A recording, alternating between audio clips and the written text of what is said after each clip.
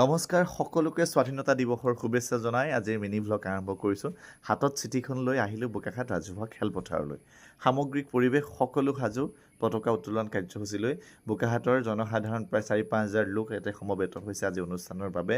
আমাৰ লগে লগে সকলো সাংবাদিক ইয়াতে উপস্থিত হৈছে। বতৰ একেবাৰে বেয়া, মাজে মাজে বৰষুণ আহিছে, তথাপিও প্ৰতিকূল বতৰক নেওচি আজিৰ অনুষ্ঠান। এয়া সময় হ'ল পতাকা উত্তোলন কৰাৰ। বোকাখাটৰ মহকুমাধিপতি চিমিকৰণ বাইদেৱে পতাকা উত্তোলন কৰে। সময় হ'ল এতিয়া কুচকাৱাজৰ। বোকাখাটৰ প্ৰত্যেকখন স্কুল কলেজ সকলোৱে ইয়াতে সমবেত হৈ কুচকাৱাজ কৰে আৰু আমিও এটা সময়ত কৰিছিলোঁ। এওঁলোকক চাই চাই নিজৰ দিনবোৰ আজি ৰোমন্থন কৰিছোঁ। মাজে মাজে চলি আছে সম্বৰ্ধনা অনুষ্ঠান, তাৰ লগে লগে চলি থাকে বিভিন্ন বৰ্ণাঢ্য সাংস্কৃতিক অনুষ্ঠানবোৰো ইয়াতে চলি থাকে। মোৰ আটাইতকৈ ভাল লগা অনুষ্ঠানটো হ'ল কোচ ৰাজবংশীয়, তেওঁলোকৰ এটা জনগোষ্ঠীয় নৃত্য কাৰ্তিক নৃত্য খুব ভাল লাগিল। মই তেওঁলোকৰ যেতিয়া আখৰা কৰিছিল তেতিয়াও আছিলোঁ আৰু আমাৰ বৰ্ষাগ্নিয়ে বাঁহী বাদন কৰিছে। আৰু এয়া হ'ল আমাৰ বৰ্ষাগ্নিৰ